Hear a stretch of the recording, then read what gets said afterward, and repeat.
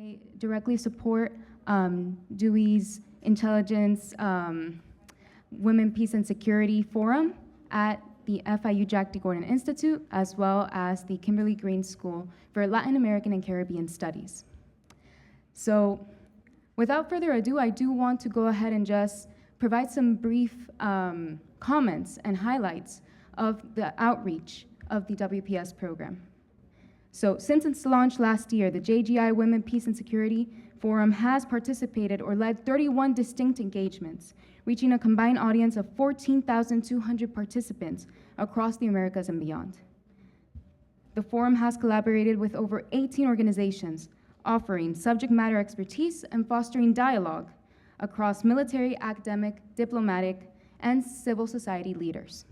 Without further ado, I want to introduce our distinguished speakers. We have Julia Turner, who is a senior fellow at FIU's Jack D. Gordon Institute, and she is accompanied by Karen Johnston, research director at the Women in International Security Institute, as well as Dr. Johnson Fries, who is the Harvard Extension School professor and Naval War College professor as well. And finally, we have Dr. Gabriela Haberman, who is director of the academic program back at FIU's Kimberly Green School for Latin American and Caribbean Studies. Without further ado, please join me as we provide a warm welcome to our panelists. Very nice. Thank you, Dali. That was very kind of you. And welcome to our Women, Peace, and Security lunch. Bon appetit. Yes, and let's see if we can make the most of our lunch here. It's important to connect too, so at the end we'll have some time. We would love to hear your comments, questions, and things of that nature. So yes, this year we're celebrating the 10th anniversary of the Hemispheric Security Conference. 2025 is a big year because we're celebrating truly, from our perspective, three big things. This 10th anniversary, it's a long walk, and I have had the privilege to be part of the Hemispheric Security Conference for a while, since I was back in the day in uniform. We also are celebrating this year a very important milestone for Women, Peace, and Security, which is the anniversary of the United Nations Security Council Resolution 1325, which acknowledges the important role that women has in prevention of conflict, through conflict, especially when in positions of security, defense, medical support, etc., and then in reconstruction. So that's an important anniversary for us, the 25th anniversary of this milestone. And then for the Women, Peace, and Security Forum here at the Jack Gordon Institute, we celebrate our first baby year. Yes, and thank you, Dali, for highlighting the work and the impact that we have had, and we hope that we continue. Things are shifting, but women are still around, and we will be around, so we'll see. The purpose of the Women, Peace, and Security Forum was to really create a bridge to close the gap between practitioners and what we're doing in the field and academia, the scholars, the data. That was very important. So that was the objective of the WPS Forum here at the Jack Gordon Institute, with three major focuses. One is research excellence. We need to close the gap in research. Two was cross-sector collaboration. We have to meet each other and work together. This is not, WPS is a team sport, so we need to do that. And the third one is obvious because we're at FIU, is education. Education and training in some instances as well. So in the past year, as Dali said, we have engaged with many stakeholders, not only in the Americas, but beyond the Americas as well. And this has been a work of love, and our team is very small but almighty. So Dali is part of the team, and Claudia is part of the team. And we're also very privileged to be partnering with the Women in International Security, and we have here Dr. Johnston and Dr. Johnson Fries, and with the LAC, Dr. Hoberman here with us. One of the key features of our program is the Inter-American Working Group. And the Inter-American Working Group is basically a cohort of subject matter experts on WPS, and we get together to talk about challenges and opportunities and how we can integrate and really elevate, in many ways, the contributions of women across the Americas. Normally, this group is a closed group, but today we are using this here through the Hemispheric Security Conference as an exercise to open to different ideas and for collaboration. So while we have a panel, we also look forward to hearing from you in the short time that we have. So we will have a discussion and we will start looking at the history of WPS and where we're at, the present situation, especially in the Americas, and then moving forward, what we can do together. And with that, it's my absolute pleasure. You can read their bios. They're printed on the tables. They're fantastic scholars, fantastic humans, and I look up to them in more ways than they will ever think. And it's my absolute honor to welcome our first speaker, Dr. Johnson Freeze. Welcome. Thank you. It's a pleasure to be here today, and thank you to FIU and to the Gordon Center and to Dewey, who has put so much work and effort into this very important topic, to have the opportunity to talk about women, peace, and security today. And frankly, women, peace, and security has gotten a bad rap lately, at least in the United States, so we might as well just acknowledge that right off the bat.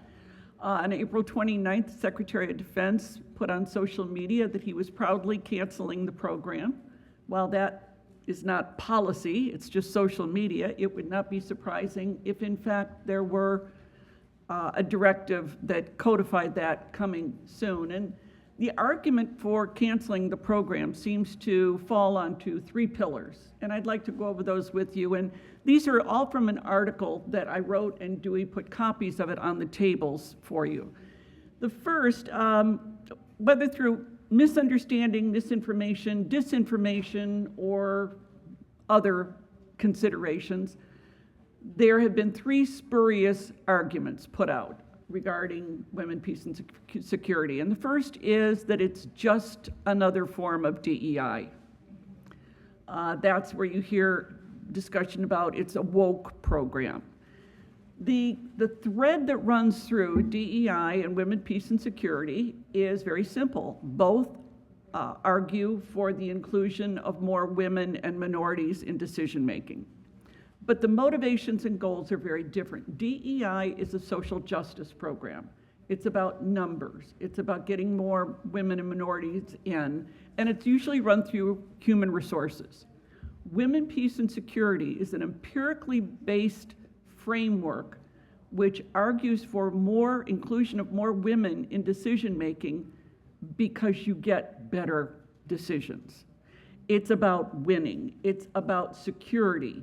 It's about preventing, abating, and if necessary, winning conflicts by including the value that women bring to decision-making. So DEI, and I can't tell you how many times I've heard this, that DEI and WPS are basically the same things, are very, very different. The second argument is one that's kind of self-inflicted. It's a branding issue. Women, peace, and security. It is not just about women. It's about how policies and programs affect men, women, boys, and girls differently. And that acknowledging those differences is an important for effectiveness. If you have a policy that perhaps inadvertently excludes women, a policy or program that inadvertently does not consider the effects on men, you are not going to get the effects you want. So again, it is not just women, it's men, women, boys, and girls. Interesting, just a little side note there. The fact that women was put in, if that's the case, people said, if that's the case, why didn't they say persons? Why didn't they say people? Well, as a friend of mine says, she was challenged because she wanted to teach a course called Women in Politics. And one of her male colleagues said, well, why don't we teach a course called Men in Politics? And she said, that's called history. So it's the idea that women have been excluded and now are being brought in. The third argument that's being used, primary argument, is lethality, that somehow including women will decrease the lethality of U.S. warfighting capabilities. That somehow assumes that diversity and meritocracy can't go hand in hand. And in fact, just the opposite is the case. If you really want a meritocracy, you should be looking at the largest talent pool available. And that's what including women gives to you. You're not looking for the best man or the best woman. You're looking for the best person for a particular job or situation. It's also important to consider if you're looking at the wars of the future, they will not be wars that are won by brawn. They will be won by brains. And we actually have more women going into STEM fields now than men. Their rates of increase are larger. We have many women who have certainly proven themselves capable in STEM fields, and we need to be nurturing those. We have huge gaps in military recruitment in areas like cyber, but women don't go into cyber in the military if they don't feel that they will be getting the training, the same kind of training and opportunities that men do, because they can go to the private sector and do very well. So these arguments of DEI, women only, and lethality are clearly spurious. A retired Air Force Lieutenant General, Mary O'Brien, used what she called the 5 R's business case for convincing leadership of the need for including more women. And those 5 R's are recruitment, retention, resources, readiness, risk to mission, risk to personnel. And what that basically means is you want to recruit the best people, and you want to retain those people so that you're not constantly spending resources retraining new people for the same position, which, while you're doing that, decreases your readiness and therefore increases your risk to forces, risk to mission. So it's not a matter of being woke, it's a matter of, do you want to be effective? Do you want to win in potential conflicts? 2 other quick points to make. You sometimes hear it said that the DoD is about return on investment. Well, the Women, Peace, and Security program peaked at around $8 million a year. $8 million a year isn't enough to buy 1 Abrams tank. So $8 million is not going to solve any problems for the DoD.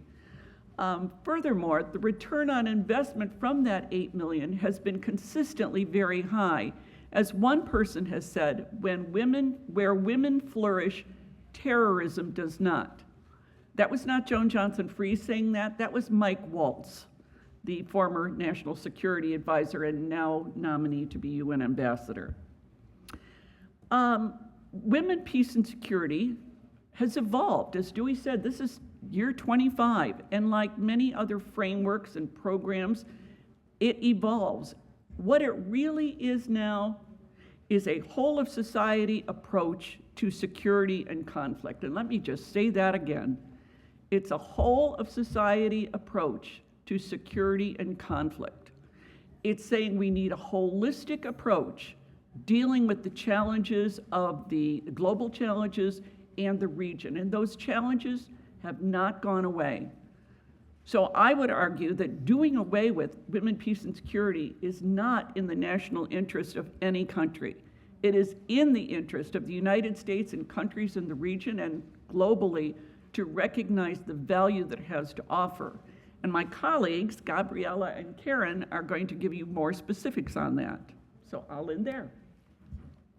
Thank you. And with your point of this holistic, and it's really a no-brainer, 113 countries in the world have national action plans for women, peace, and security. It's not a Western Hemisphere or US framework. It's a global framework, and it's very powerful. And they don't do this out of luxury, but many times out of necessity and the understanding that that talent does not have gender. And for the defense and security forces in particular, readiness is extremely important. And that inclusion of all talent is relevant at all levels. So thank you, Dr. Johnson Fries. Let's move along then with Dr. Gabriela Hoberman with a survey of Latin America, perhaps.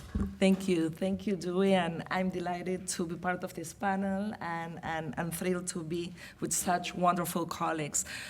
So following up on your point and how women have had a key role in hemispheric security, right? They participated in government, military settings, whether we talk about peacekeeping, peace processes, whether we talk about crisis management, mediation, conflict resolution, disaster risk management, humanitarian assistance.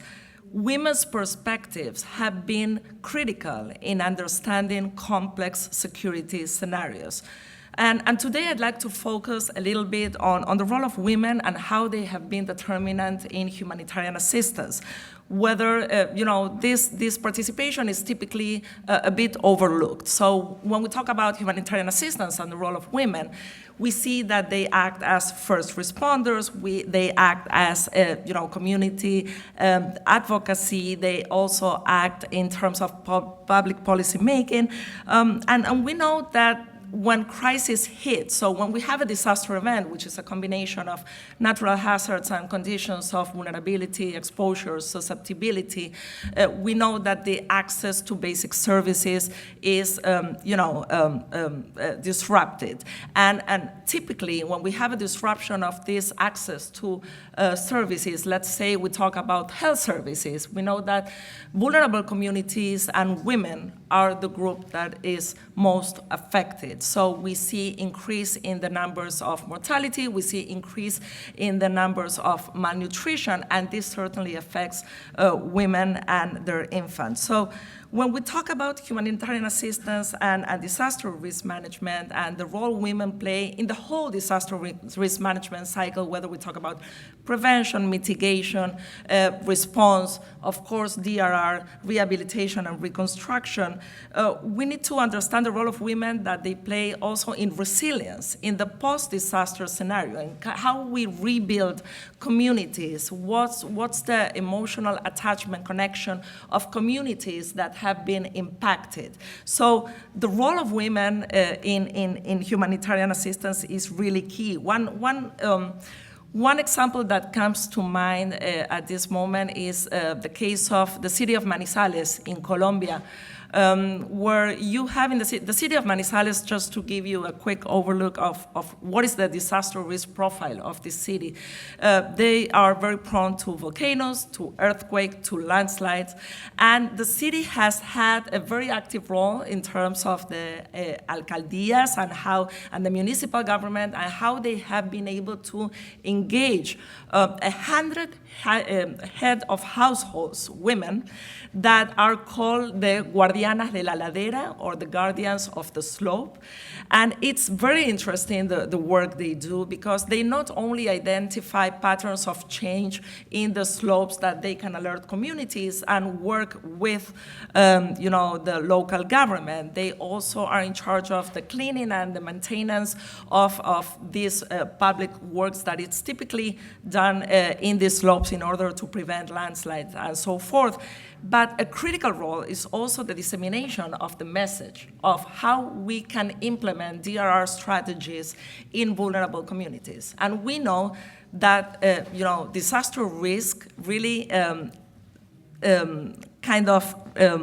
the first time that we see disaster risk is at the local level. So if communities and vulnerable communities do not know the risks they face, then they are not going to be prepared in terms of how to respond and how to prepare. So I think that example is an excellent way of showing how, in this case and in many others, humanitarian aid and the programs that go along with that in terms of humanitarian assistance can provide jobs and economic opportunities for women to improve their well-being, to further their social networks, and to become leaders and role models at the local levels.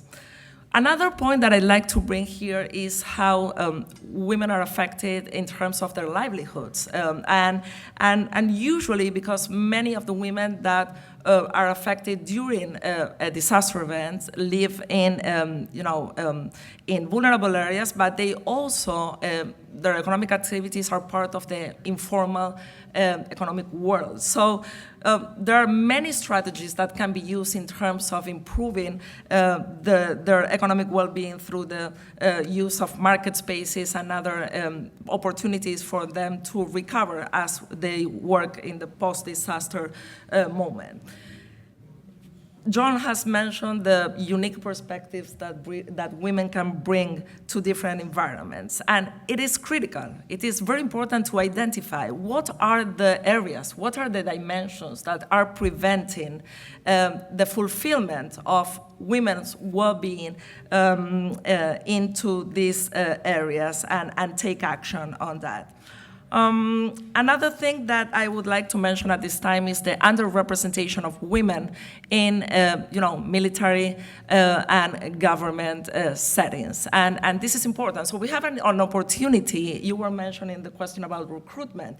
It is important to ensure that we advocate for enhancing the trustworthiness of the role that women can play in security areas, in security settings, whether it's, community advocacy, policy, and a key role in conflict resolution processes, and of course, dispute mediation, but the role of women as well as public policy makers. And we know that, sometimes we don't see the levels and the number of women in this kind of area, particularly in government and military setting. So this whole of society approach that we are looking into and that we are discussing today, the whole of society approach to security and to conflict is critical. And the way we are discussing now this approach is as a living environment, right? It's evolving, it's changing, and it's shaping the way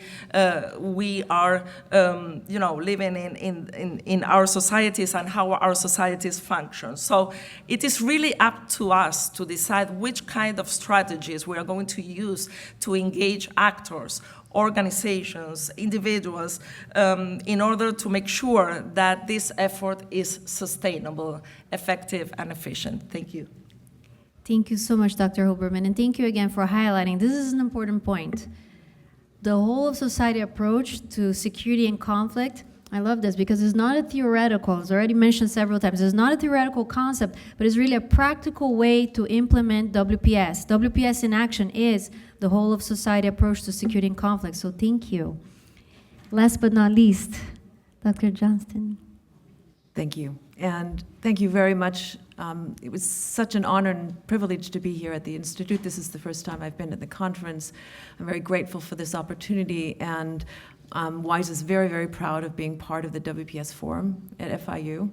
And I'm also privileged to have two of our very senior and most eloquent fellows with us as well. So Women in International Security is a non-governmental and global organization that's dedicated to advancing women's leadership in the peace and security field. And we are a global network. We have international affiliates in almost 30 countries, and it's quite remarkable. In the last sort of 6 or 8 months, we have 3 or now almost 4 or 5 new international affiliates, ranging from we have Mexico to India to Europe to Australia, and we now have just signing the MOU, WISE affiliates in Rwanda and Nigeria. So we're very privileged, and I think that's the strength of these organizations, and what we need to look forward to is to look at all of these interrelated and interconnected dynamics that we need to learn more about, and how we can also sort of understand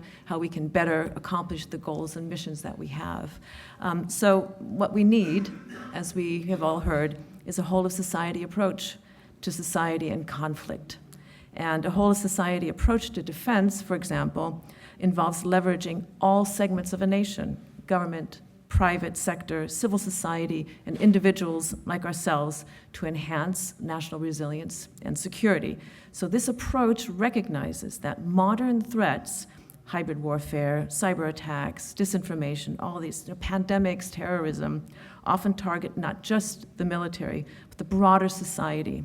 And so we need more than just a military response and military responsibilities, but a collective response. That's our mission. And why the whole of society approach to security and conflict is compelling is because, as you know, the whole structure of our systemic sort of international order has changed, right?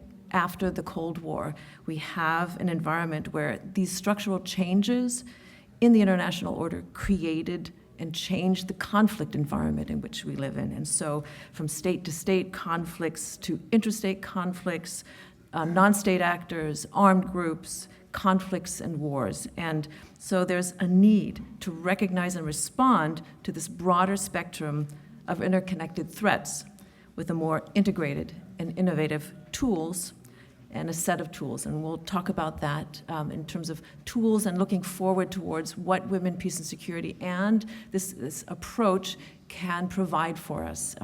Looking forward to the next 25 years of the Women, Peace, and Security agenda. And this is the 25th anniversary of the Women, Peace, and Security Agenda in October in 2025, the United Nations Security Council Resolution 1325. So what can we anticipate in this changed security environment? So what would be the key components that we could see as applying at our disposal for this whole of society approach? Well, first, we have government and governance. We have national strategies and policies, clear defense and resilience policies. We have interagency coordination.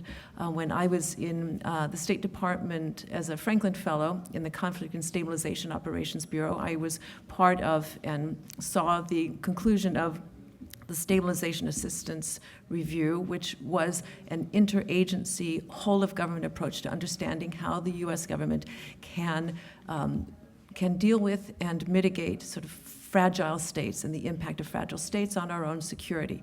These are the kind of things that we need to focus on, like legal frameworks such as the Stabilization Assistance Review. There's military and civil defense integration. We have now increasingly disaster relief and recovery issues that are central to our own security as well as to our broader international security as well. We have critical infrastructure protection as part of these key components. We need to have resilience in our infrastructure, our secure energy, right? Secure medical supplies, technology. We have, economic preparedness that we need to do. And many of the programs and fascinating discussions that we've had so far point to all these things about economic security and ports and all these interconnected issues that affect us. Cybersecurity, right? Information integrity. We have, digital defense, countermeasures for disinformation, civil society and community engagement, the core of understanding how we can implement and learn from the local communities and the local impact and mitigating, for example, recruitment from armed groups in local communities. We have to look at those aspects of things. And public awareness and education, sort of working with NGOs, working with the broader, donors and communities that work in those fields as well. The civil-military link is always so critical for these kinds of things. And I think that, again, we have to have sort of in our eyes. Health security, right? Pandemics we now understand to be part of our national security as well. And then international cooperation, simply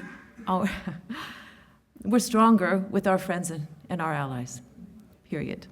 So women, peace, and security is thus part of this strategic tool. It's a strategic tool that's highly adaptable for our current security and conflict environment that we live in. And so we know, specifically with women in the military, that women increase the operational effectiveness at tactical, operational, and the strategic level. I don't know whether I have to sort of note that, right? Situational awareness, going where men aren't able to go. They gain trust in communities, like local trust for the mission to cooperate. They lead by example. We strengthen our credibility with host nations when we have this, and the female engagement teams and others show that, in fact, there's evidence-based research that shows that this works, an integrated approach also to our on-the-ground sort of mission-driven effectiveness. And so, finally, what kind of tools? Right? We're trying to, at least for me, we want lasting transformation of conflict in our conflict dynamics. We want sustained efforts to build stability in our communities, to defend ourselves, and to mitigate those conflicts that might conceivably increase our threat to our own communities and to the communities that we live in our international allies and partners. So what kind of tools we again have, such as the national action plans. We have legal frameworks which we signed. The United States signed the WPS Act in 2017. That is still law. We have institutional mechanisms. capacity building tools, education, workshops, continually reassessing how we can be effective at this, data evaluation and monitoring tools, reporting systems, right? The capacity for us to build the knowledge management and the tools that we can to be better decision makers, as was pointed out before. Early warning systems, these are the kind of things, again, that's all part of this integration. And so, and WISE, I just wanted to say you'll see a flyer there.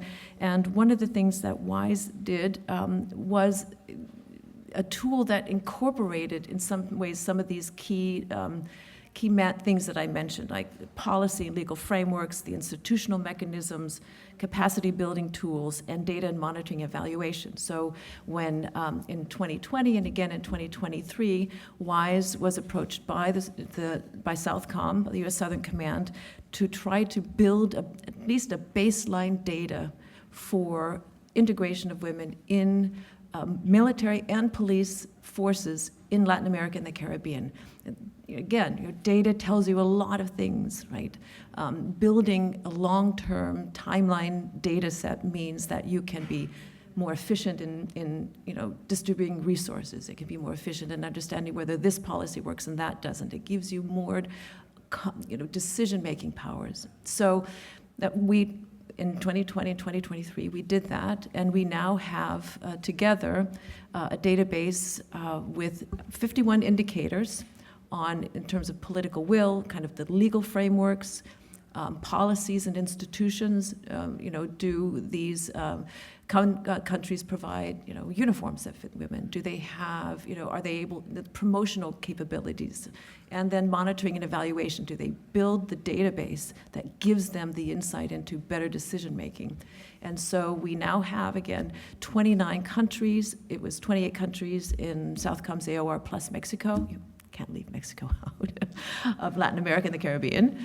And as of 2 weeks ago, you'll see the flyer, we have actually, with a small grant, we have built a kind of platform and a database online with access to all of the data. It's all publicly available, and it provides you with the capacity to pull up the data, to manipulate it, to put in bar graphs, to look at, choose a country versus indicator at a time of day, the year 2020. So it gives you access to all of the quantitative data to be able to assess, whatever your interests are in terms of all of these different indicators. And The flyers are on the table, so you can the QR code take a look. gives you access. So please, use it, both military and police. And it also provides you with the access to the qualitative country reports. So for every country, we built a quantitative table and a qualitative report. So we have 29 countries that do that. Please look at it. Give us some, response, whatever, the gaps, we always need to fill the gaps. And so we're very welcome, we just welcome any observations they might have, and we hope that it will be useful to you. Thank you, and thank you for listing really these different domains. It encompasses the gray zones that often are overlooked and that the contributions of women are underestimated. Cyber, transnational crime, and we can go on and on. So thank you for listing that. Dali, I know that we have, what are we doing in time? Are we adjusting? Yeah, 15 minutes. Ooh, sweet. Okay. So here we have heard from our experts, but this is a working space. I hope that you signed up for that if you showed up here. So we would love to hear any comments and questions that you have for Anna panelists. We want to include as many voices as possible, so if you could please, we want to hear you, but keep it somewhat tight so we can really have a nice conversation. Dali has the microphone. Thank you.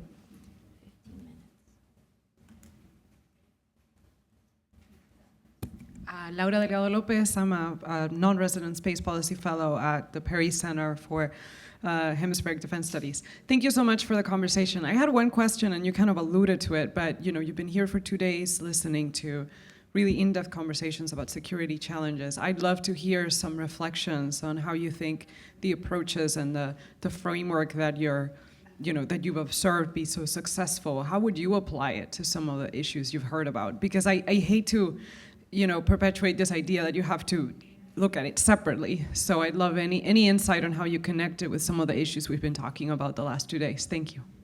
The question is, how do we get WPS out of WPS? Yes, great. Any takers? One thing I think that I noticed very much in the work in Latin America and the Caribbean was that there are these preconceptions about what WPS is. And this is, I'm not a Latin Americanist actually, so I'm learning as I go, and that's why it's so wonderful to be here. But the point that was brought to me was that there's a perception about women, peace, and security as the agenda as something that is external to Latin America. It is something that foreign ministries handle often, not the Ministry of the Interior. It is something that people perceive as being UN related and this sort of multilateral thing. And there's suspicions about, having the UN come in, probably, as I was told, because of the difficulties in Haiti with UN peacekeeping missions, right? This sense of not wanting to keep it at arm's length because it is something that is it's about military forces and military missions. And that, again, misreads, or at least it doesn't allow for a study of the 4 pillars, right? So the agenda as a whole, which is not sort of military, it was created in a situation in which there were abuses by UN peacekeeping forces. Hence, right, the unfortunate, as Joan mentioned, this preconception. So I think the best way to do it is to go back to WPS 101 and say, how are these considerations of protection, right, of prevention, of that the rights of it's disaster relief and recovery, how all of this is connected to all of the, again, these threats and conflicts that we have. So it's, again, going back to 101 and say this is an encompassing whole of society approach, and WPS can be that strategic tool to mitigate that conflict, to work across that spectrum. But again, I think it's a change in the challenge is understanding it as a policy ecosystem rather than a military box, right? It's part of a broader for whole. example, I'm not a transnational crime expert by any. I was fascinated by the discussions because I don't know anything about it. But to apply it to that, women are very often considered just invisible, just as though women play no part in transnational crime. Well, for example, we know that women can be very influential in abating it in terms of reaching family members. We also know that women are regularly used because they aren't searched as much. There's assumptions that they are not involved. So they're ignored. And it's just looking at any problem with one eye closed isn't going to get you the answer that you're looking for. So whether it's transnational crime, whether it's space policy, which you and I spend a great deal of our careers looking at, Space Force went out of its way to have they couldn't go 50-50, it was talked about but didn't go there, but having diversity worked into their workforce because of the value added. So I think, as Karen just said, looking at a problem and thinking about what are we missing. If you talk to the women, you're going to find out. Yeah. And counterterrorism or armed groups. The reason why people, decide to join groups, the reason why they decide to leave, right? The recruitment of women, right, is a core aspect. And again, the technology, the AI that they use, these are things that, again, take it apart and look at how, they, see women as a comparative advantage in some of their objectives, using women instead of men. Gabrielle, I'm sure you could give it Yes, a... of course. Thank you.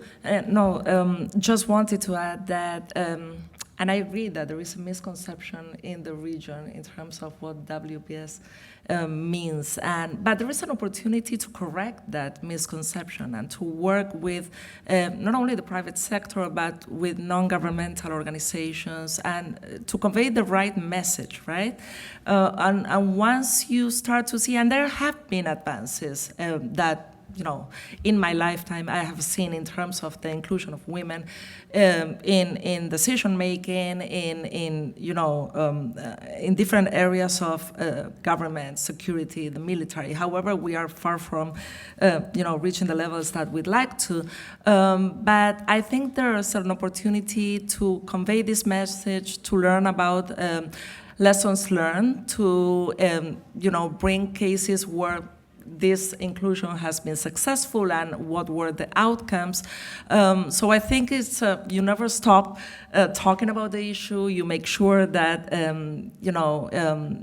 you talk about the outcomes in terms of recruitment, retention, and the promotion. And I also think that there is a gap in terms of research studies. I mean, we need to go back to the region, see what's going on, do some field work, do comparative cases.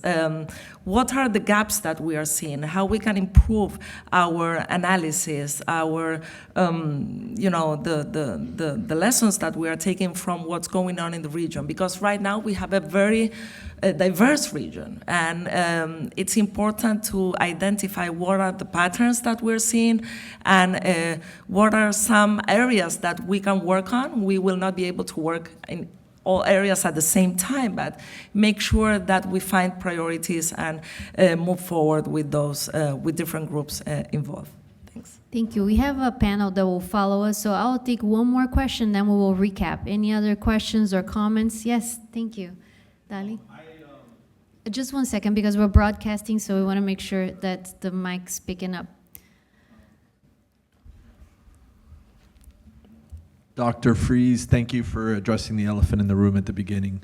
And thank you for bringing up the holistic aspect of it, and great success on the chapters. My question is, all fragile state indexes point to WPS as a driving force of improving your position in a fragile state index. So if that's known, the biggest wrinkle there is comprehensive implementation of WPS across societies. And I see Gabriela mentioned, that holistic approach, and you are often signing chapters left and right. I've been responsive to resilience in a post-disaster, use the gap as a way to get in, but that's just one way. So I'm wondering, is it education? Is it continued critical mass? How can we get more critical mass in different countries around WPS initiatives so that we can see this truly be brought to bear in the scores, in the actual index and stability? Because I see these kind of top line efforts, but I don't see the ground. All politics are hyper-local, so how do we draw this down into the street level so that we can start to see this flourish across countries? So the answer is everything you said. But quite frankly, I worked for the Department of Defense for a very long time, and there is an adage, the only thing more difficult, the only thing harder than getting a new idea into the military is getting an old idea out of the military. And what happened in the Defense Department was, quite frankly, things are working just fine according to the people in charge, so then it became a leadership thing. But there, and Dewey can certainly speak to this, it was educating one leader at a time. One leader at a time, that person would leave, and you start all over again. So I stomped on desks for a very long time, to many people's annoyance, to get it into education. But that was, that's too hard too, because then you have to train the teachers, and the teachers were resistant to change. It goes back to, again, just grassroots efforts to tell people what it is. I have never, anywhere in the world, gone and spoken to an audience where people didn't go, gosh, wherever I ask, I start by saying, how many people have a working knowledge of WPS? I can be in the Pentagon, I can be in Ethiopia, I can be in Toledo, Ohio. It's never more than 10% of the people in the room, including many members of Congress. It's an education, leadership, grassroots effort that everybody has to engage in. And to Dr. Hoberman and Dr. Johnston, one sentence so we can wrap up, please. No, you're absolutely correct. One of the main criticisms of the WPS over the last first 25 years has been the problem of implementation. That requires, funding. It requires political will. Those are the nasty things that we sort of always say, that there needs to be political will, but that kind of commitment has to be there to recognize the strategic tool that this is to try to resolve some of the failed states, right, fragile situations and conditions. Funding, commitment to do it, and implementation. But the bumper sticker from my Women, Peace, and Security class is you can't implement what you don't know about. It's that simple. There you go. And thank you so much. And to wrap up really quick, I would say also that let's work regionally, right? Sometimes we see, particularly in Latin America and the Caribbean, we work in silos. It's like we have no one around. I mean, we have neighbors, we have countries in my area that have very similar disaster risk profiles that are not working together. We have lessons learned that can be taught, among different organizations and countries and, advocacy groups and local organizations that could really be benefited from learning more and about how to implement this kind of whole of society approach. So I think that by working towards closing that gap, we are also educating and we are also implementing. Thank you. Thank you. So we have just a couple of minutes, and I'm gonna pass it to. We'll continue the conversation offline. So sorry, just because we have another panel behind us that I want to be respectful. But Claudia, can you bring us home with some of the key takeaways? Can you pass? You have literally 1.5 minutes. Let's see what our working group came up with today. Well, first of all, thank you everyone for coming today, and thank you to the panel for being here. And I'll just quickly reiterate some of the key points that I captured. And first with Dr. Johnson-Fries, that WPS is an empirically based framework arguing for including more women in decision-making, because you get better decisions. If you have one eye closed for decision-making, you're not going to see the wealth of knowledge that's out there. And then for Dr. Hoberman, really just focusing on when there's a disruption of access to service, vulnerable communities and women typically are the ones affected first, with the highest rates of malnutrition, mortality, for example. So really trying to understand in these cases of crisis, how for humanitarian aid we can shoulder women and we can help bring them up and be a part of the conflict resolution process. So the example of the city of Manizales with engaging the 100 heads of households. So that's a good example of the ways that this is already starting to be implemented, and we can bring this forward for other communities. And then for Karen, on WPS being a strategic tool that's highly adaptable for the current security environment that we're in. Women, again, going back to the thread of not going into these security climates with one eye closed, we increase the operational effectiveness and the tactical effectiveness of the security, security and situational awareness. So, again, thank you all very much. And one final point is, I think it would be crucial, as Karen mentioned, of going back to WPS 101, so that way specifically for LAC, we can show them that it's not this external idea that we're bringing to them. It really is something that we can build into their community and their framework. So thank you, everyone. Thank you, Claudia. You brought us home. Amazing. To just finalize this, security across the Americas in the future do not happen in conference rooms. So please exchange information, connect with each other, and let's use our circle of influence to really bring this message forward in action. Thank you. Thank you.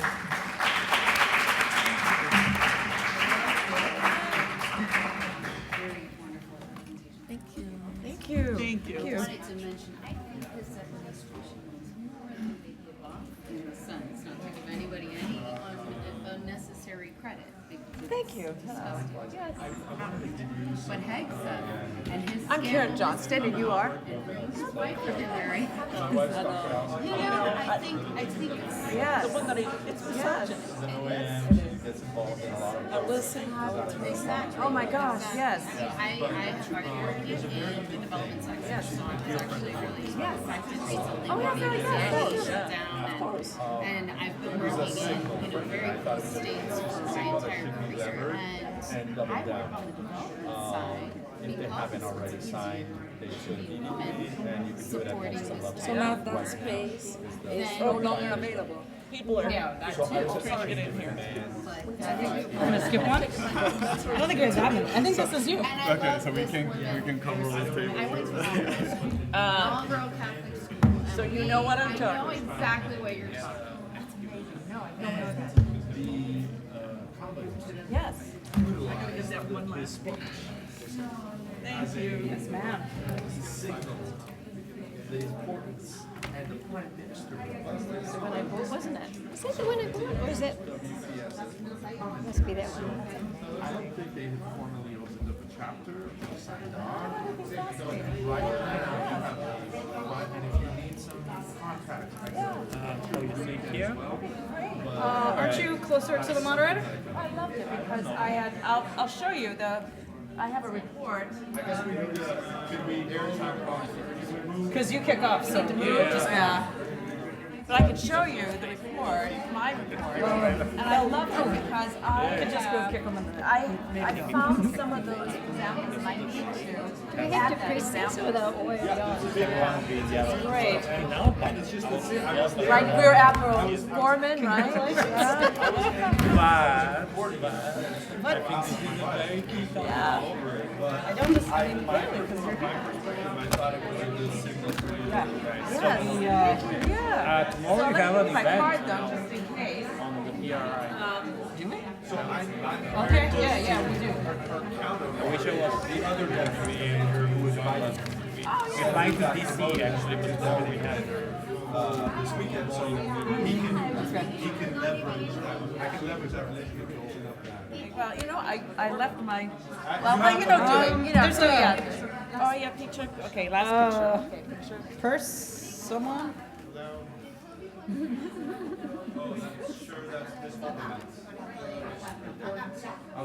We'll get out of your way.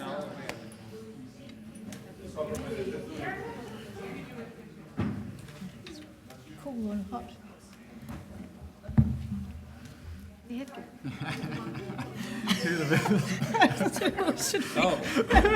Shall we?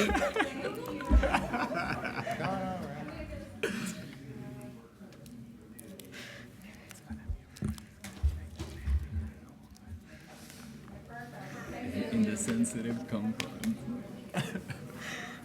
Careful. This is your one? Oh, okay. Stay hydrated.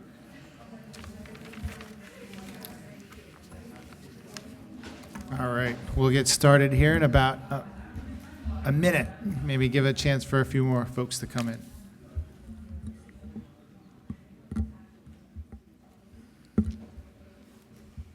All right, we're going to get going. Good afternoon, everyone. My name is Miguel Escoto. I'm a senior majoring in international relations and political science here at FIU.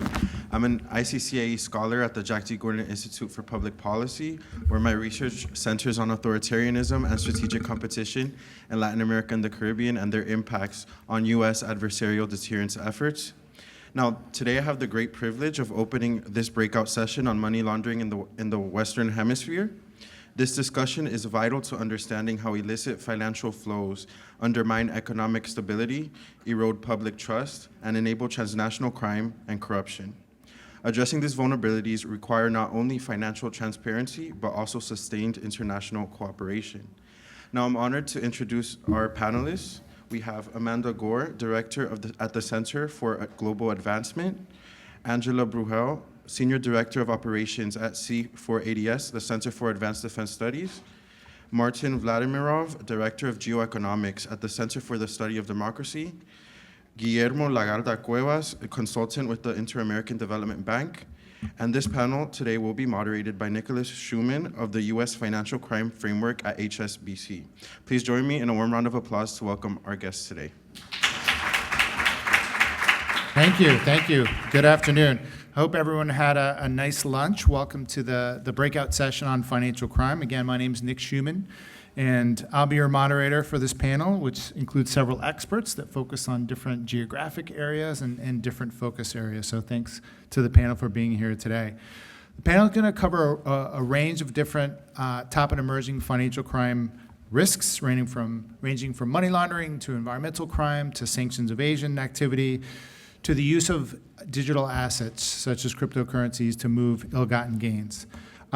We'll be discussing not only the threats in this increasingly dynamic and increasingly complex environment, but also solutions and opportunities for improvement, such as through public-private partnerships. And so to help set the stage quickly, and I'm mindful that we started late, so I think we're going to need to jump right into it. But before we get into introductions, a couple quick words to help set the stage.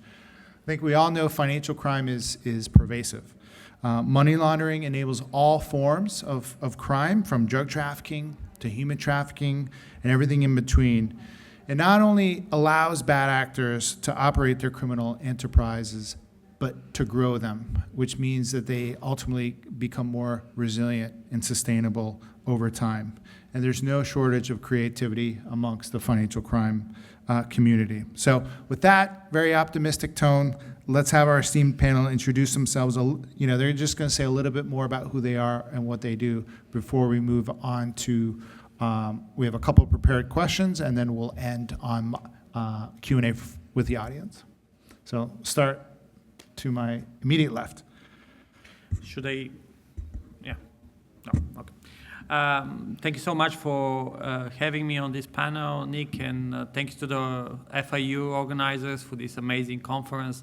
It's a pleasure to be here, and I'm humbled because CSD is a think tank from Europe, very far away, and it's a privilege that we're able to also take part in the dialogue on geopolitics and geoeconomics in Latin America.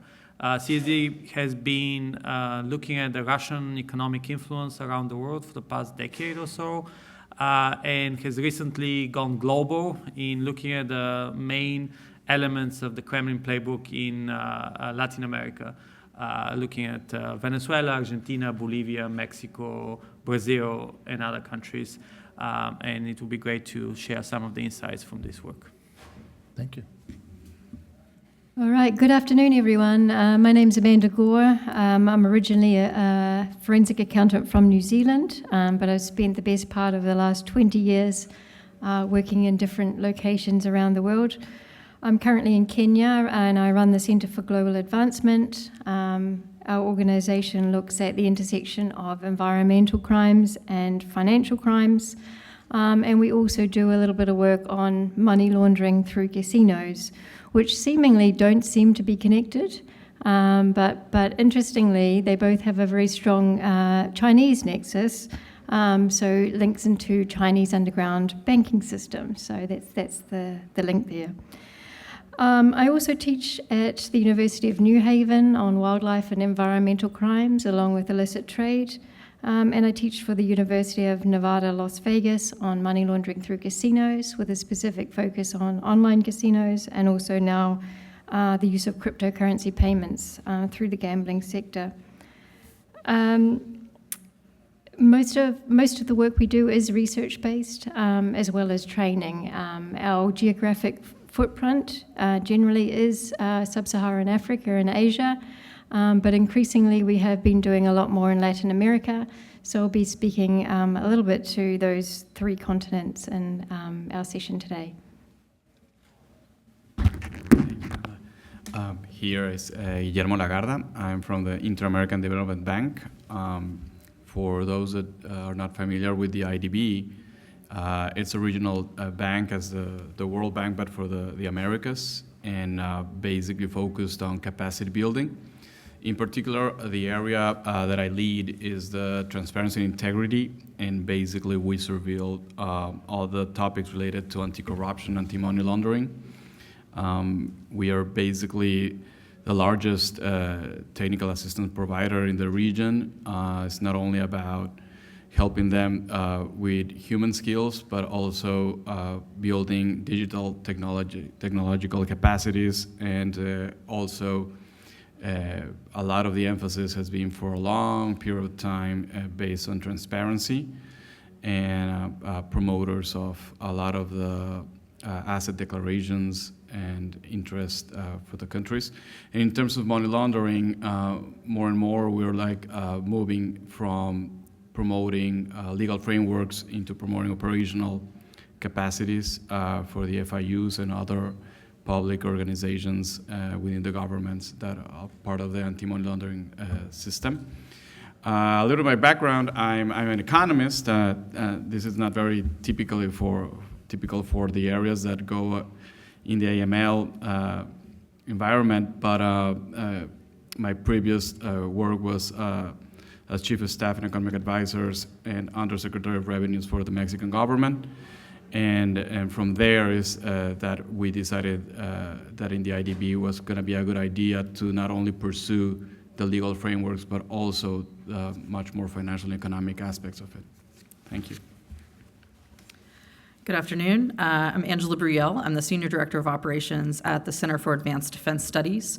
We are a nonprofit DC-based think tank that dabble in just a little bit of everything. Everywhere where you find criminal or illicit systems that cross into our illicit and legal systems, we try to find our way into, and our goal is to be able to take a look to detect and ultimately defeat these illicit networks wherever they may be. So we find that in anti-trafficking, wildlife trafficking, as well as human trafficking, organized crime, corruption, state-sponsored threats, which we've actually heard quite a bit about here over the last couple of days. So we really dabble in a lot of things, and we do that through data. I would say big data, but the reality is both big and small data. And what do I mean by that?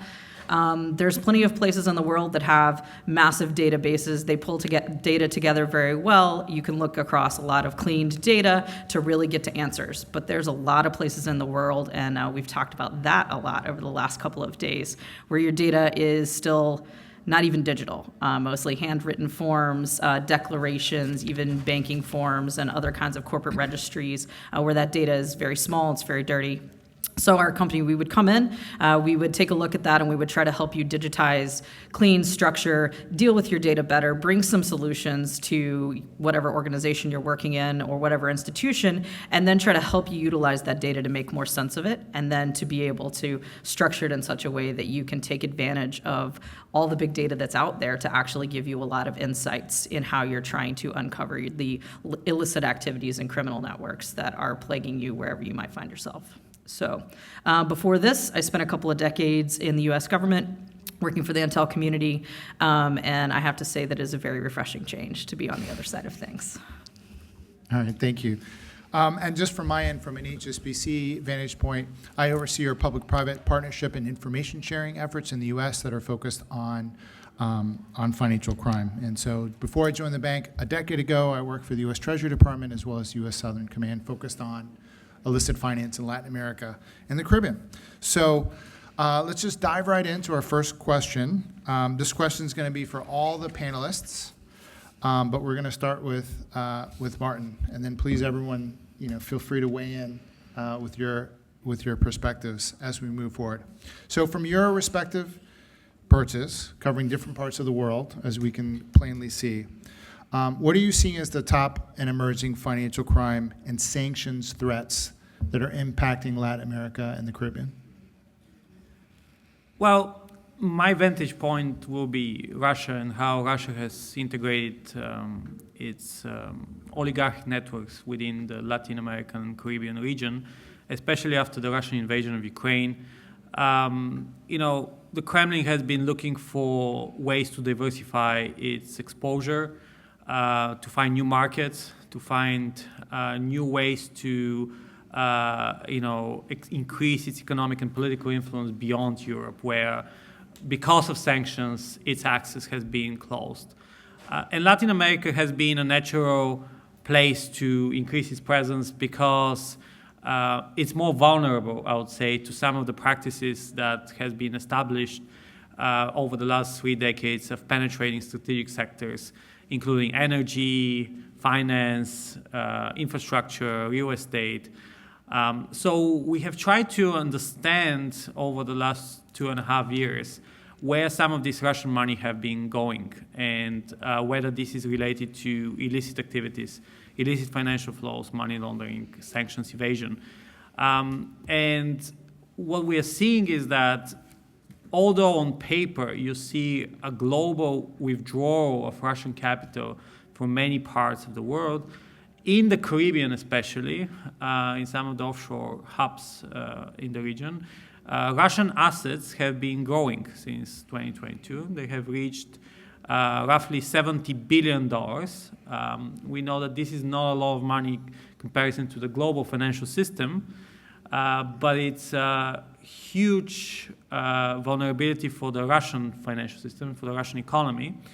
And in our investigation, which, like our colleagues from C4ADS, is based on looking at corporate databases, both clean and very dirty as well, we have established that there are around 125 big Russian companies which actually operate globally through shell companies in the Caribbean.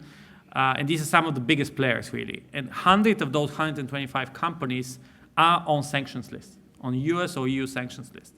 And so we were really amazed to see that there has been no real action, at least publicly, to cut these flows of Russian money to the region.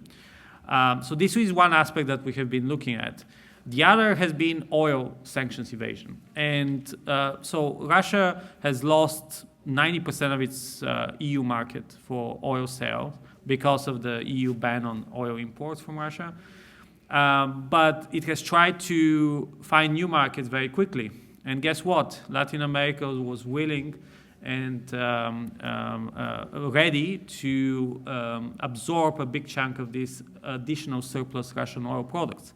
We have seen an increase from basically zero to roughly 400,000 barrels of Russian oil products moving into Latin America, mostly Brazil, Argentina, Mexico, and some other countries. But apart from that, and this is related to the panel's topic, money laundering and sanctions evasion, we have seen that Russia is trying to continue selling crude oil to the US using Venezuela and using the Bahamas as two key points of ship-to-ship transfer and obfuscation of the real origin of the oil.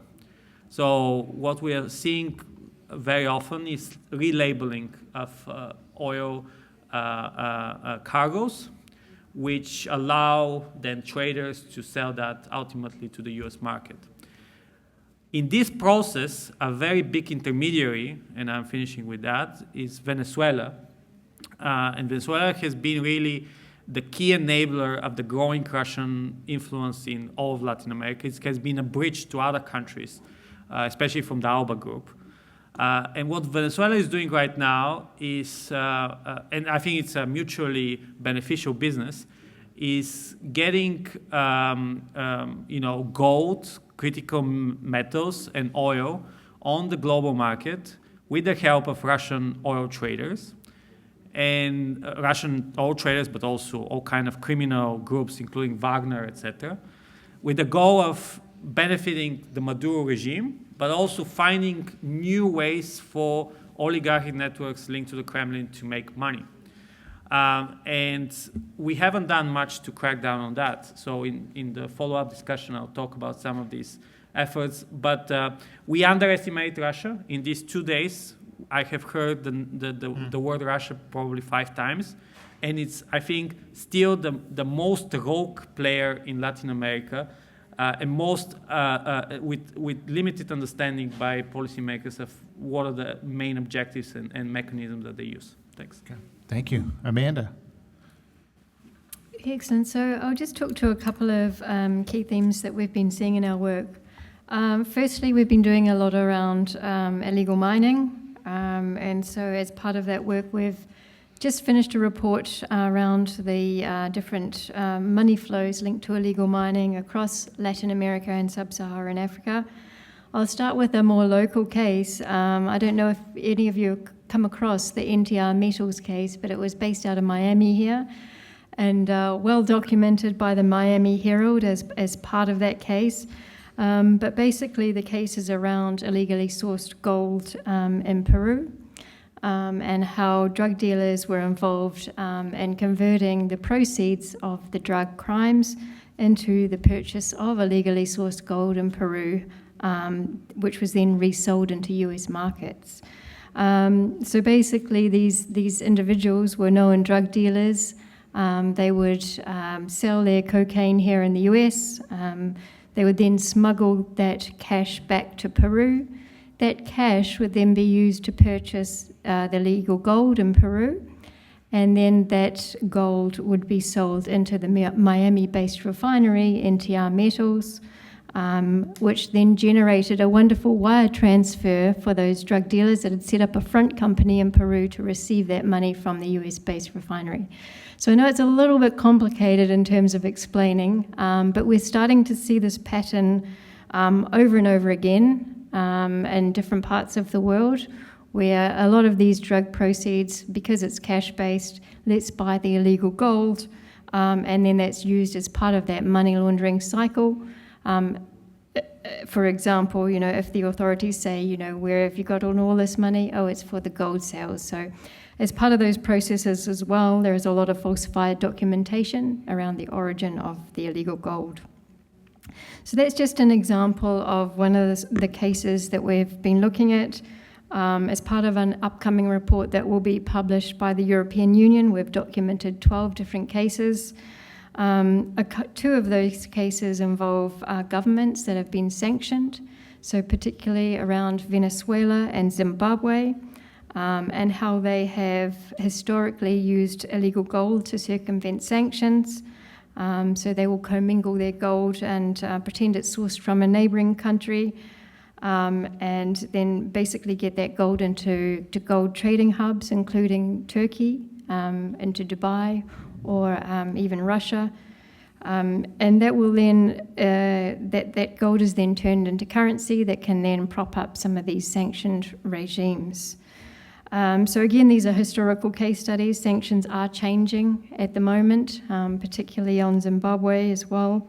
But these are very interesting case studies as to how gold has been used in this way. Secondly as well, gold refineries. We've found that these have been a real weak point in the supply chain, where criminal groups are able to sell their illegally sourced gold to these refineries without any due diligence checks on the origin of the gold or the suppliers. So for an example, with the NTR Metals case, they were known drug dealers. You could Google them, you would know that they weren't the type of person that you want to be doing business with. So we've found that through our analysis, gold refineries in all different parts of the world, USA, Dubai, Uganda, and different countries in Europe, Switzerland and Belgium, that have been implicated in recent cases, either through the application of sanctions or legal cases for money laundering and fraud. A couple of other cases we've seen around gold shops being involved in providing falsified origin documents for those that are purchasing the gold. Again, these are part of wider drug trafficking networks that are involved in this scheme, and a lot of the nexus for the refineries are obviously linked to Dubai, so Dubai has come up time and time again. We also had a recent case in Colombia around quite a big gold trading and export company.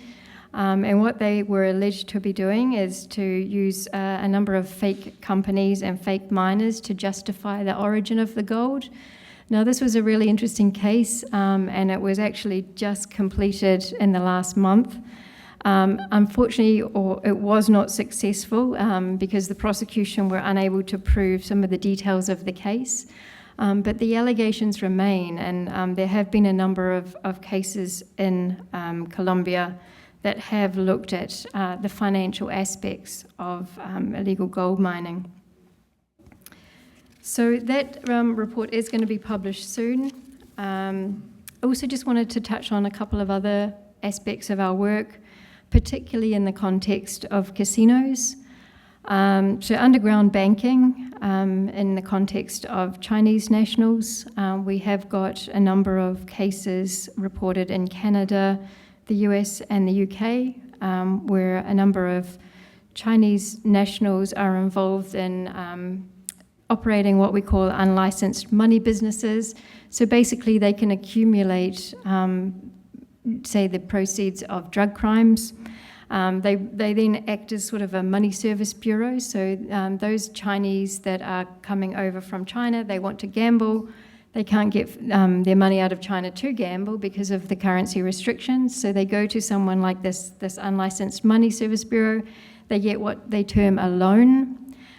This loan is basically, here's a whole lot of money, go and gamble with it, and then you'll pay us back in our account in China. So basically, there's a domestic transaction in China whereby the gambler repays the debt to the unlicensed money service bureau that also have an account in China. So it's a domestic transaction, but then there's, on the other side of it, in Canada particularly, you've got a whole lot of cash that's accumulated from the drug crimes that are then loaned into that gambling service. We've seen cases like this, particularly in Canada, but also there have been a few prosecuted in the US, and the UK have also highlighted this as part of their national risk assessment. So I think I'll stop there for now and pass on to my colleague. Thank you. I'm gonna give some insights for the Latin American and Caribbean region specifics, based a little bit on the national risk assessments that in principle every FIU, not the university, the Financial Intelligence Unit, should perform every other year.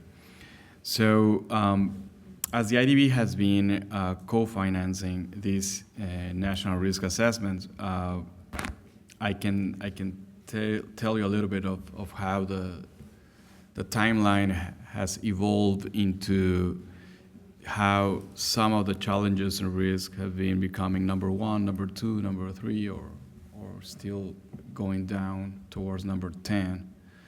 And I'm going to break it apart into the different regions. Let me begin from Mexico in particular has normally been drug trafficking, exposed and / organized crime kind of things. But more and more, the kind of risk that you'll find there is much more sophisticated.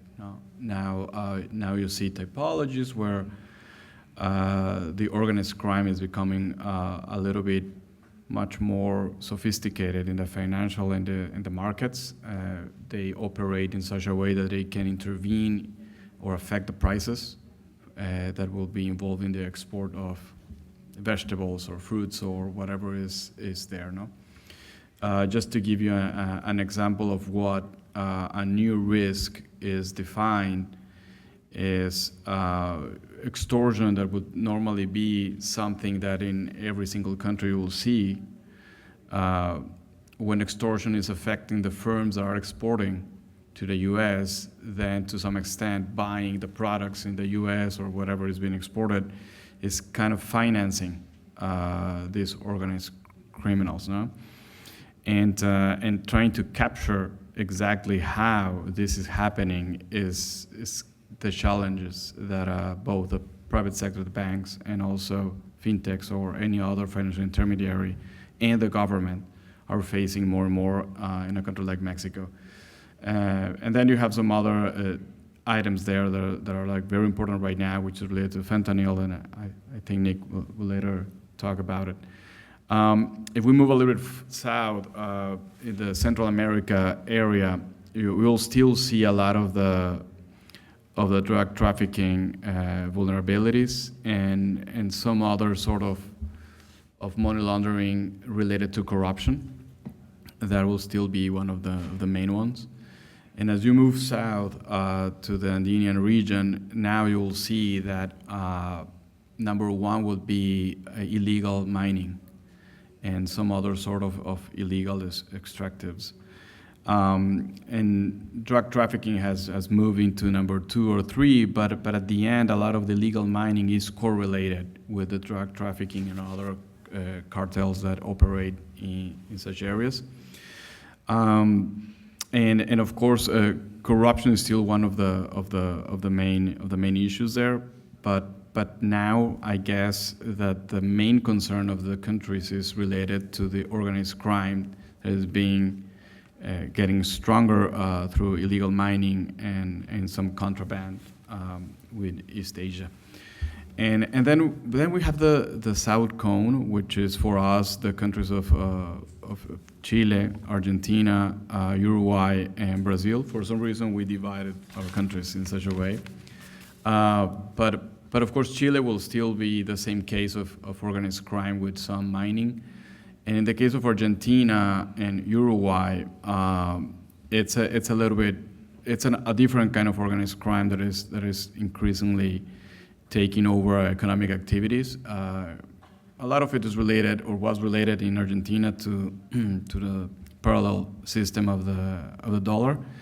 In the case of Brazil, well, Brazil is a large country, so you can see several Brazils and several challenges, but still the Amazonian risk related again to environmental crimes is one of the main ones, and of course there's some other related to the common trafficking, and corruption being number 3 to 4 in the last national risk assessment.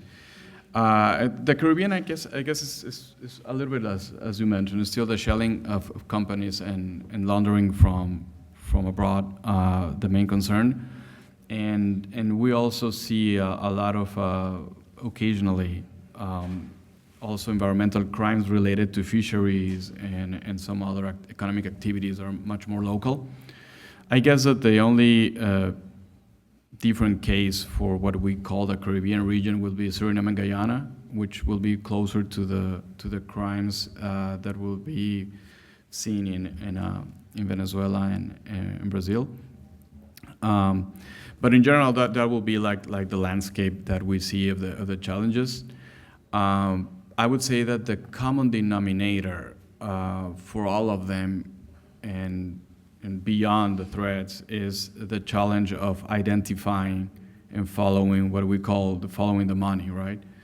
And for many years, it's been like something that a lot of the countries in Latin America have been trying to work on that, and is the beneficial ownership registries.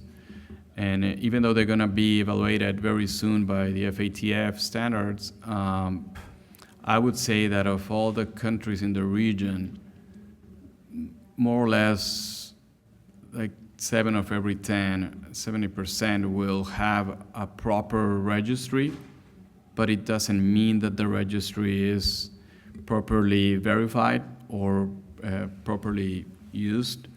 So in terms of giving the steps to understanding who is behind of all of these firms that operate in these organizations, I guess there is a very good progress, but it's still like very, very challenging for all the countries for various limitations now that we'll later speak about.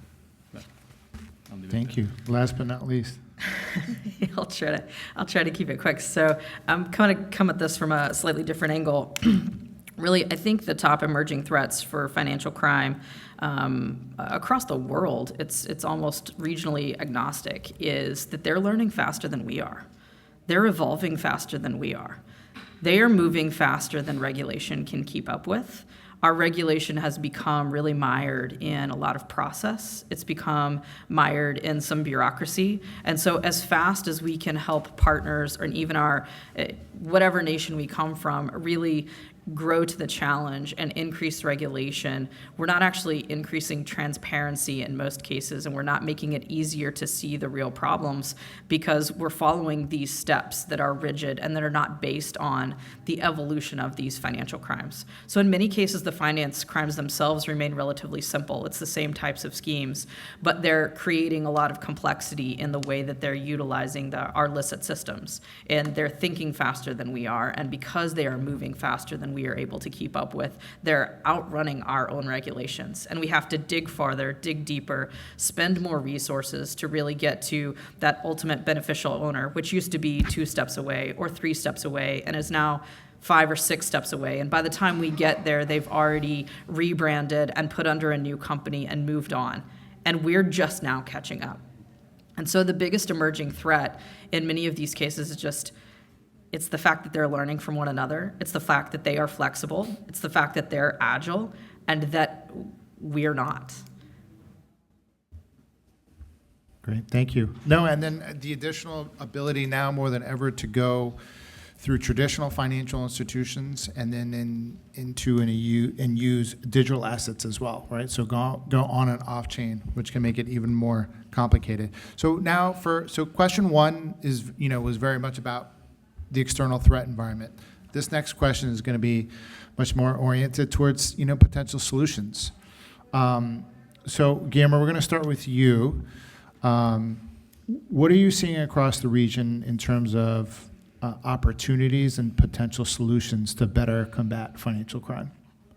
Yeah, so I think that I would say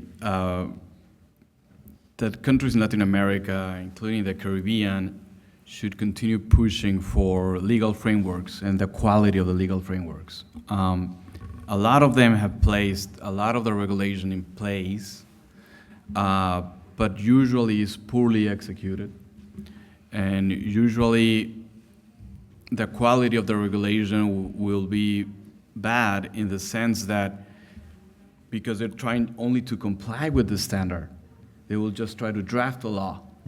They will try to push it into the Parliament or the Congress, and after it's approved or something, they will notice that the same law will contradict another law that was in place previously, and that creates loopholes, right? So whenever you have this Gruyere cheese style of regulatory system, right, then you have much more opportunities for criminals to magnify it, and it's opportunistic for them. So keep working on the quality of the regulation. That's I would say that should still be something. But then let me tell you what I think that now is becoming a bottleneck in the Americas. So for many years, they've been working in the frameworks, in this macro think policy, right? And a lot of the countries have been placing a lot of resources and efforts on producing such frameworks, such policies, and trying to make the different public agencies to play together, trying to make the private sector to play among them. And the problem is that whenever you want to ask, well, all such efforts, are they actually producing good outcomes, right? And I'm just going to say the phrase of very recently, I was in a meeting with the head of the FIUs, and the head of the FIU of Chile basically said, like, Guillermo, call me Memo, short name, no, Memo, I need to do something different, because otherwise I'll just keep getting to the same spot, which is nowhere, no? And it's like, don't get me wrong, we get a lot of things. We have an excellent prosecution system for financial crimes, but if we want to go for organized crime, this won't be it. No, we won't make it. And if we want to extrapolate this to other countries of the region, right? Basically, what is happening is that we have been trying to polish all these big policy frameworks and trying to generate so many rules that are like, overlapping with the private sector and all the other entities that are obliged to the system. But we're missing the picture that we have to actually put it down into reality to make it operational, and something that now the FATF calls effectiveness, right? So for every single standard that we have, can we say that it's effective the way it was implemented? And maybe the answer is some of them, no, or not to the full extent, right? So where do we know in the Americas that effectiveness is bad? money laundering investigations and prosecutions, right? If you see like this light in green, yellows, and red, right, you'll see, compared to FATF countries, you'll see Gafilats or Gaficaribes basically between yellow and red in most of them, but it will be red in investigations and prosecutions, right? The second one will be, and this is so funny because we every time we speak about cooperation and exchange of information, but again, the exchange of information and cooperation is still one of the weakest links for most of the countries, right? And the reason is because if there is a formal mechanism, the formal mechanism is too expensive, right? But if there's informal mechanism, which could be much more agile, right? It only happens when there's trust among the countries or of the agencies, right? And building trust, it's a process. It means that they have to be working not only on the skills of financial intelligence, but also on providing the idea that the information won't be used, in a wrong way, or that the integrity of your team is good enough. So I would say that building from that macro policies for financial crimes into a much more operational and oriented to effectiveness capacity building, that will be the next frontier for this. Amanda. We're going to go Amanda and then Martin. Love your perspectives on solutions. Yeah, so I mean, maybe I just in the context of the illegal mining just mention that it's really only just getting momentum to do the financial investigations. So that's really just starting now. But there's starting to be a body of evidence on how countries can more effectively tackle these from a financial crime perspective. South Africa, for example, has really only in the last 5 years really started to crack down on a lot of the illegal mining and look at the money flows. They're focusing also on a lot of asset forfeiture in relation to the assets accumulated as part of the illegal mining activities there. What was interesting about South Africa as well is that, the cases haven't been through the system yet. So they don't, we're working on them, but we actually haven't got a concluded case judgment that we can actually point to. But in terms of solutions, looking at some of the best practices from those countries that have more experience. So for example, a lot of my experience is in Africa, but I have been going over to Latin America because there is significantly more expertise or I guess years that have been invested in looking at some of these issues.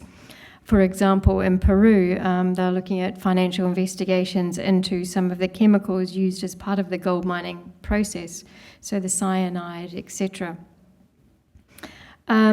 Just wanted to touch also on the refineries I mentioned in Dubai and some of the actions that are being taken there. So they reported in the media late last year that the UAE had temporarily suspended operations of 32 gold refineries because there have been so many allegations of mispropriety. The suspended refineries were about 5% of the gold sector in the UAE, and they were to be closed until the end of October. Now, unfortunately, there hasn't been any new announcement, so I don't know what the follow-up is on that as yet, but a very interesting move by the UAE to actually suspend those refineries due to the significant numbers of the potential money laundering issues. And then I just want to mention, I guess, as well, because we're looking at things from a very transnational perspective, a lot of the online casinos that we were looking at, particularly that do a lot of the cryptocurrency transactions, were all registered in Curacao, so in the Caribbean. They were known for their sort of relaxed regulatory approach. But what's been interesting is that there's been a lot of pressure from the Netherlands to crack down on some of these types of online casinos that are registered there. So they have been cracking down. They're starting to sort of have a lot more regulation there in Curacao. And what's happened is that there's a new jurisdiction that is now the new favorite in terms of registering your online casino. It's a place called Anjouan. Has anyone heard of it? No. So it's in the Comoros Islands, so just off the coast near Madagascar. Very small place, but I think what I'm trying to demonstrate from this is, and I think we've heard the term before, that it's like a game of whack-a-mole where, you close one system down and it's going to pop up somewhere else. And we've seen this particularly with online casinos because, Antigua was the original place where you'd register your casino. So you can see how these criminal groups operate. And I guess it would be good to try and put some more thinking behind, shutting some of these sort of things down as well. Wherever there's tightening up, the criminals will go where there's less regulation and less red tape. So those are my few thoughts. Thank you. And Martin, what are you seeing in the solutions arena? Well, I think it's banal, of course, what I'm going to say, but it's crucial. You need political will in the end of the day. Regulatory reform, capacity building, cooperation can only get you that far. You need focus from high-level policymakers to really try to tackle, a key loophole, close these loopholes. Some of these, for example, sanctions against Russia, especially in the oil sector, they are full of loopholes that were put in place on purpose as to make sure that the interests of insurers, shippers, traders are not risked. And of course, these loopholes are immediately exploited. So it's not only about whack-a-mole or that they are faster than us. We made clear that we are going to tolerate some of these trade because there are so many people involved. So there is something called state capture, which we very often explore when we try to analyze why these trends persist. And in a state capture situation, when private interests take over key regulatory decisions, it's very hard to actually have an effect on the ground. So you need to kind of try to break things up a little bit, and this requires political will. And I will give just an example of the money laundering cases involving Venezuela and the oil company, state-owned company PDVSA in 2019, 2020, 2021.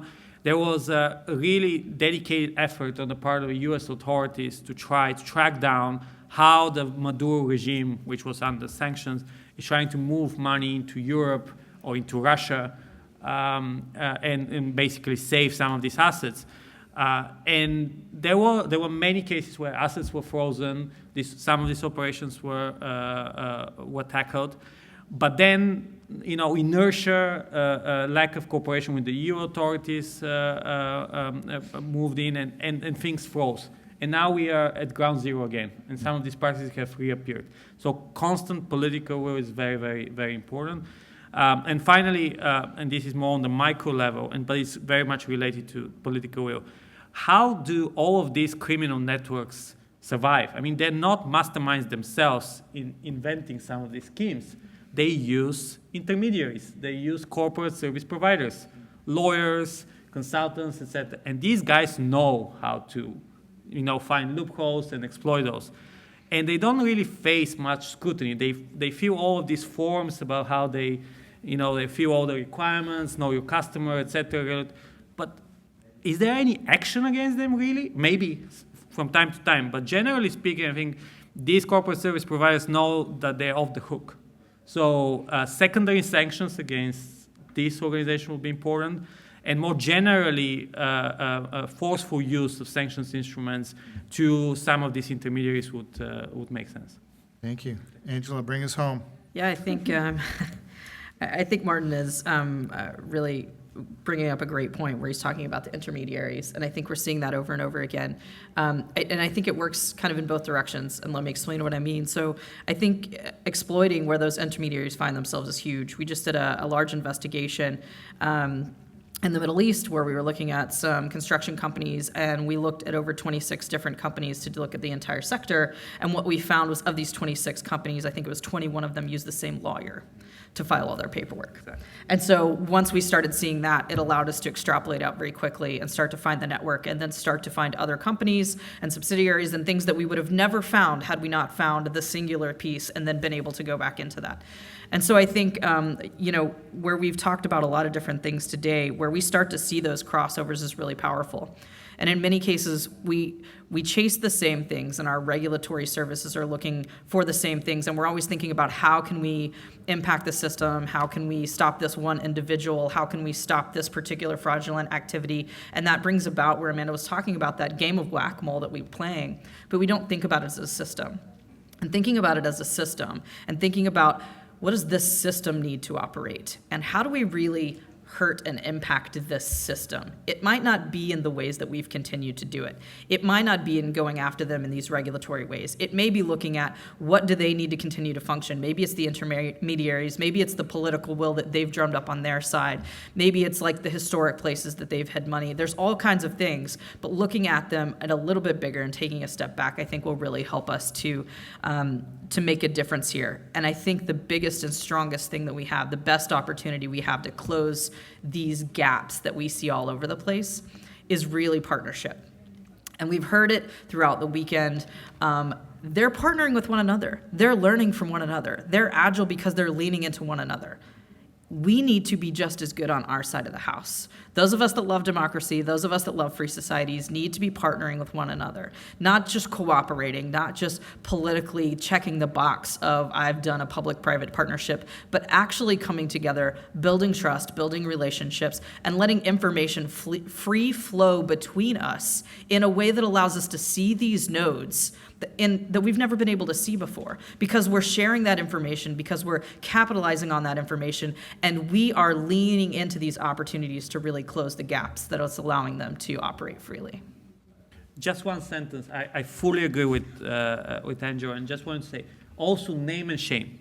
Oh yeah. Our job is to work in networks and expose some of these egregious gaps in regulatory systems, and then name and shame the governments that have not done their job, including the US, including EU governments, because then they act and then there is political will.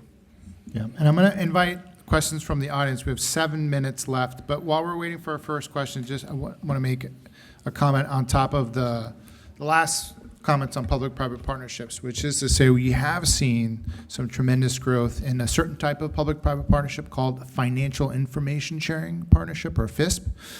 That's grown quite a bit over the course of the past 10 years. And they have different shapes and feels, but generally within these FISPs, you're getting members of the public sector together, such as law enforcement. You're getting financial institutions together, such as banks. You get together and you share information. That's why these legal frameworks are so important. In the US, you have Section 314B of the Patriot Act, which allows financial institutions to share information with one another. So these partnerships, you're getting law enforcement, you're getting banks in the same room, and they're doing a wide array of different types of information sharing, from strategic level, right? It's trends and typologies, to more tactical level, right? So sharing information on subjects of interest, right? And it's one of the ways you can help close the gaps and seams that the criminal networks take advantage of, because they don't expect financial institutions to work with one another. And in the financial crime space, it's not competitive, right? The banks want to work with one another to do a better job identifying and then ultimately combating financial crime. So yeah, invite questions from the audience, and would just kindly ask you to say your name and who you work for. Hi there, Kate Clemmy with Southern Pulse. Quick question for you, Nicholas, and then a question for the other panelists. You're talking about the information sharing. Does that include EU and Canadian banks as well, or just US banks? Question for panelists, basically talking about or alluding to that there should be essentially a compliance overhaul in the AML system. What do you want that to look like from the private sector side? Great. So the first question, when it comes to sharing under Section 314B, those are that's within the domestic U.S. That's not to say that there couldn't be information shared through correspondent banking or US dollar clearing channels, but you've seen these types of partnerships that we've talked about grow throughout the world. There are several partnerships in Canada, and it's the same story for EU. Actually, one area of the world, and maybe Guillermo will talk a little bit about this, where there hasn't been as much progress in terms of developing these FISPs has actually been Latin America and the Caribbean, but there are a couple good stories. And then your second question was the overhaul of the global AML regime and opportunities. All right, I don't know who wants to take that one first. It's a big question. Okay, I'll take the softball side of that question. I think one of the big things that would be huge, at least from my perspective, I work for an organization that thrives on data and transparency, would be that overhaul needs to include a better way to deal with data, bringing data in, having kind of a digital first footprint. I realize that there is a skills gap and that there's capacity gap, but that is one way to close that gap, is to really lean in and to build skills across the digital space, whether it's cloud first, like we heard about before, or if it's just digital centers first, and then being able to create some standards across, like these are the crucial pieces of data and information that everyone needs to be able to intake, which increases transparency, because it can't just be a country-to-country basis. It really has to be regional looking, because the criminals are working regionally. So if we aren't, we're already behind as we start to retool things. Well, I mean, it's the $1 million question, but I think there needs to be more. $1 billion question. Multi-billion-dollar question. I think it's also about synchronizing regulatory regimes, because when we have been, for example, comparing BVI, Cyprus, Panama, Malta, all of these places have different preferential treatment, kind of characteristics. So they are geared to helping different players, different companies with different services. And kind of there is a lot of cherry picking by businesses on where to go. And I don't think regulatory authorities always understand why a certain, for example, sanction evasion practice or money laundering practice is happening in the BVI and not in another authority. Part of the reason is that you have so many different regimes. And so maybe we should go to, this is of course very idealistic, but go to an international kind of regulatory standards on AML, know your customers, ultimate beneficial ownership, data provision. So, I have access to Orbis, which you know very well, probably most of you. It's a very, very expensive source. In Latin America, we have probably 5% of all companies available in data. So many of these countries don't even provide access to corporate registries, etc. So unified international standard. Yeah. So let me go first for the public-private partnerships thing. So in the Caribbean, I've seen at least a couple of them in informal meetings between banks. And they operate relatively okay, fine, but they have very specific goals. No? For instance, there's going to be maybe a rule for the use of crypto dollars, right? So then they put together, because there's no regulation around, so they decide to work something out, and then they present it to the authorities, and that somehow it works fine. In Latin America, I would say that Mexico is so near to the U.S. and Canada that they have a couple of success stories, and maybe a little bit more within the last 10, 15 years, but at least in the very recent times, at least two that are solid. And then in the rest of Latin America, I would say that Panama have tried something with the banking system, and it's going fine. Actually, like 2 weeks ago, they had the second annual meeting of the PPP. But the PPP should be much more regular, right? Not every year, but okay, it's a step. But I would say that Peru has a formal mechanism. It's the only one in Latin America that they create a legal framework, quasi-legal framework, where the only role that the FIU or the supervisors have is to peer review whatever is decided by the private sector.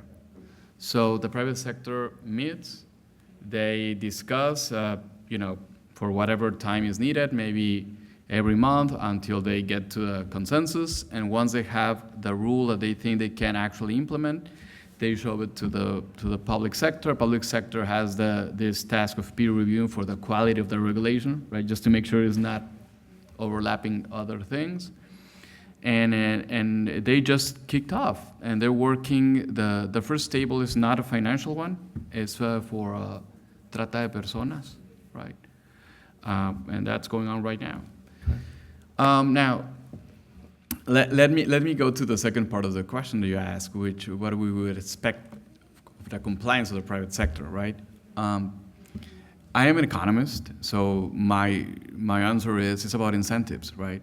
The way the standards are designed, they do not have the intention to tell you how to. It's only giving you the spirit of the standard, of the recommendation, right? It's up to you to implement it. And that requires, like, for you in your own reality to understand that there are incentives that different agents will have, and if you design a poor mechanism for every single recommendation of FATF, then you will have a poor outcome, right? So I would simply add that there's also like a feedback and learning process where every time you implement something, you should be able to monitor and to see if it actually had a positive outcome, and if not, then feedback and improve it or modify it. Thank you, Amanda. We're out of time, but sorry, it was too long. No, all good. Amanda, last words. You have 15 seconds. No, I mean, in terms of the compliance frameworks, I think it's acknowledged that it needs to be reviewed or changed. I can't go into any more because I'm run out of time there. All right, but come find Amanda Gore. No, I just want to say thank you to the audience for being here. Thank you to the great panelists for sharing your insights and for more importantly for the work that you do to fight financial crime through your respective roles. So thank you. This concludes our panel.